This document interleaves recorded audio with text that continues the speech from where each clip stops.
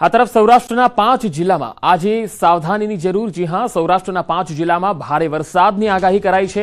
હવામાન વિભાગે વરસાદ અંગે આગાહી કરી છે, જેમાં જૂનાગઢ, રાજકોટ, અમરેલી અને ગીર સોમનાથ, પોરબંદર અને દીવમાં ભારે વરસાદની આગાહી છે।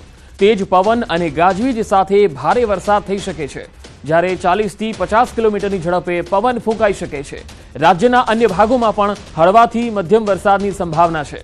ગુજરાતમાં હજુ 3 દિવસ કેટલાક ભાગોમાં વરસાદ રહેશે। આવતીકાલે સૌરાષ્ટ્ર કચ્છમાં વરસાદની આગાહી છે। વરસાદની સાથે બફારો પરસેવો છોડાવી દેશે। 5 દિવસમાં તાપમાન 3 થી 5 ડિગ્રી સુધી વધી શકે છે। આજે અમદાવાદમાં 38 ડિગ્રી તાપમાન રહેવાની શક્યતા છે। અમદાવાદમાં આજે હળવાથી મધ્યમ વરસાદની પણ સંભાવના છે।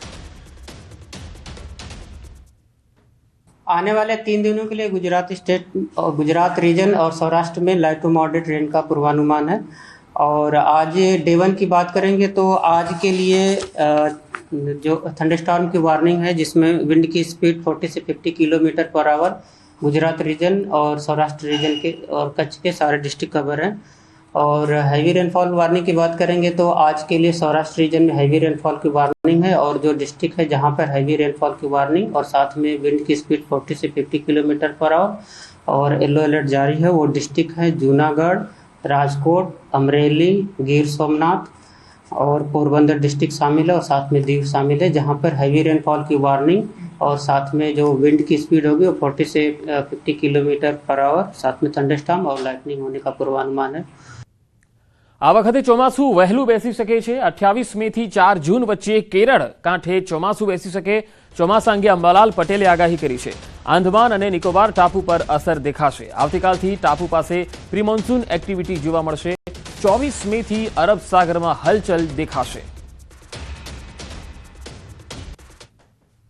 આ વખતે ચોમાસું વહેલું આવવાની શક્યતા રહેશે।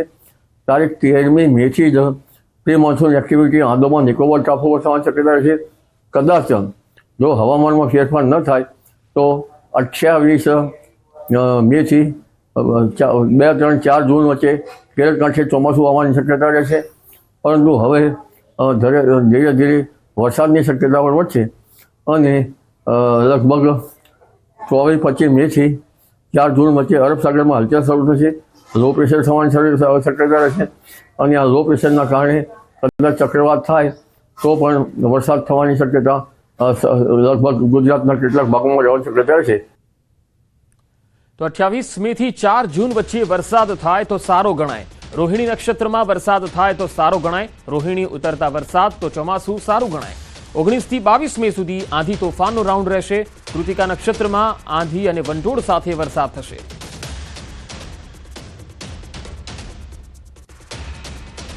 તારીખ 28 મેથી 4 જૂન વચ્ચે જો રોહિણી નક્ષત્રનો વરસાદ થાય તો રોહિણી ઉતરતા વર્ષે તો ચોમાસું સારું આવવાની શક્યતા રહેશે। જો આમ તો વરસાદ તારીખ 19, 20, 21, 22 કૃતિકામાં થશે અને કૃતિકામાં ભારે આંધી વંટોળ સાથે વરસાદ થવાની શક્યતા રહેશે। વંટોળનું પ્રમાણ વધુ રહેશે, લગભગ 20 ગસ્ટ વધુ રહેશે અને બંગાળના ઉપસાગરમાં પણ તારીખ 13, 14, 15 મે બાદ વાવાઝોડાની પ્રક્રિયા શરૂ થઈ જશે। કેટલાક ભાગમાં હજુ પણ ભારે વરસાદ થશે। તારીખ 12મી સુધી લગભગ ઉત્તર ગુજરાતના કેટલાક ભાગમાં ભારે વરસાદ થવાની શક્યતા રહેશે। તારીખ 13મી તારીખમાં પણ કોઈ ભાગમાં વરસાદ થશે। ત્યારબાદ તારીખ 15, 16 અને 17માં ભિન્ન ભાગોમાં રાજ્યના વરસાદ થશે, જેમાં લગભગ ઉત્તર ગુજરાતના ભાગો, મહેસાણાના ભાગો, જામનગરના ભાગો, કચ્છના ભાગો અને પશ્ચિમ સૌરાષ્ટ્રના ભાગોમાં અને અમરેલીના ભાગોમાં વરસાદ થવાની શક્યતા રહેશે। સુરેન્દ્રનગરના ભાગમાં પણ વરસાદ થવાની શક્યતા રહેશે। તો રોહિણી નક્ષત્રમાં વરસાદની શક્યતા 28 મે થી 4 જૂન વચ્ચે રોહિણી નક્ષત્રમાં વરસાદ થઈ શકે। આ ગાળામાં કેટલાક ભાગમાં સારો વરસાદ પણ થતો હોય છે। રોહિણી નક્ષત્રનો પણ વરસાદ થવાની શક્યતા રહેશે। તારીખ 28 મે થી 4 જૂન વચ્ચે રોહિણી નક્ષત્રનો વરસાદ કોઈ ભાગમાં થવાની શક્યતા રહેશે અને આ વરસાદ લગભગ ઘણો ભાગમાં સારો છે। જો કે આગાહી વચ્ચે ભૂલ ન કરતા ગરમી હજુ ગઈ નથી। 17મી થી ફરી ગુજરાતમાં ગરમીનો રાઉન્ડ આવશે। માવઠા બાદ હવે બફારો પરસેવો છોડાવી દેશે। કેટલાક ભાગોમાં પારો 40 ડિગ્રીએ પહોંચી શકે। ભેજ અને ઉકળાટનો અનુભવ થશે। 15મી બાદ ઉકળાટ, ગરમીનો ડોઝ વધશે। કે તારીખ 17 ગરમી વચ્ચે અને મહત્તમ તાપમાન કોઈ ભાગમાં 39 ડિગ્રી કે 40 ડિગ્રી સેલ્સિયસ જેવું થવાની શક્યતા છે, જેમાં મધ્ય ગુજરાતના ભાગોમાં મહત્તમ તાપમાન લગભગ 39-40 ડિગ્રી સેલ્સિયસ જેવું રહેવાની શક્યતા છે. મહેસાણાના ભાગોમાં પણ 39-40 ડિગ્રી સેલ્સિયસ જેવું રહેવાની શક્યતા છે. દક્ષિણ ગુજરાતના ભાગોમાં 33-34 ડિગ્રી સેલ્સિયસ જેવું રહેવાની શક્યતા છે. પશ્ચિમ સૌરાષ્ટ્રના ભાગોમાં 33-34 ડિગ્રી સેલ્સિયસ જેવું મહત્તમ તાપમાન થવાની શક્યતા છે. એટલે હવે ભેજ અને ઉકળાટ સાથે તારીખ 15 બાદ ગરમી વધતી જશે. તારીખ 17મીથી ઉકળાટ અને ગરમીનો દોર વધુ રહેશે. પણ ઉલ્લેખનીય છે કે તારીખ 15, 16, 17, 18માં હજુ ભિન્ન ભાગોમાં વરસાદ થવાની શક્યતા રહે છે. અને એક મહત્વપૂર્ણ ખબર, એક જ પરિવારના 4 લોકોને લાગ્યો કરંટ, જેમાં એકનું મૃત્યુ થયું. વડોદરાના વાઘોડિયાના અંબાલી ગામનો આ બનાવ છે. મિની વાવાઝોડા બાદ ઘરનું સમારકામ ચાલતું હતું. પતરાવાળા ઘરની છત સરખી કરવા જતા કરંટ લાગ્યો. વીજ તારને કારણે કરંટ લાગ્યો હતો. એક પછી એકને બચાવવા જતા 4ને વીજ કરંટ લાગ્યો, જેમાં પરિવારના વનરાજ પરમારનું મૃત્યુ થયું. તો તારાબેન નામના વૃદ્ધાની હાલત નાજુક બતાવાઈ રહી છે. આ બનાવ બાદ MGVCLને જાણ કરવામાં આવી હતી. અગાઉ જે વાવાઝોડું આવેલું હતું એ વાવાઝોડામાં ઘરના પતરા જે ઉડી ગયા હતા એને રિપેર કરવા માટે ઘરનું મકાનનું કંઈક રિપેર કરવા ચડ્યા હતા.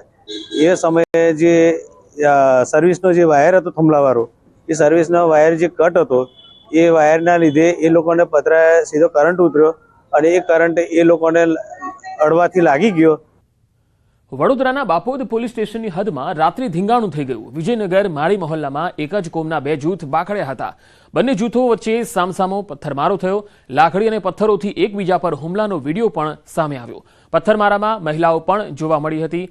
યુવતીની છેડતીનો આ મામલો હતો. એવો આરોપ હતો કે યુવતીની છેડતી કરાઈ, ત્યારબાદ આ મામલો વિચકી ગયો. મંદિર પાસે બેસી રહેતા અસામાજિક તત્વો મહિલાઓની અવારનવાર છેડતી કરતા હોવાના આરોપ છે. સામાન્ય તકરાર ભારે પથ્થરમારામાં પરિવર્તિત થઈ.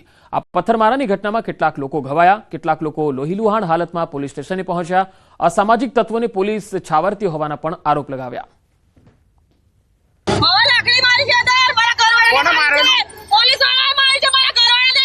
અરે અહીં તમને માથામાં કોને માર્યું? રાજેશ મારીએ મને માર્યું છે.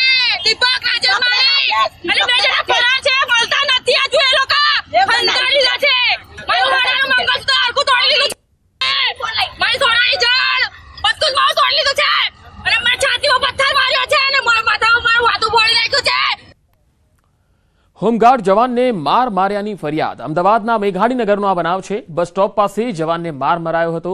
2 શખ્સોએ હોમગાર્ડ જવાનને માર માર્યો હતો. મેઘાણીનગર પોલીસે ફરિયાદ નોંધીને તપાસ હાથ ધરી છે.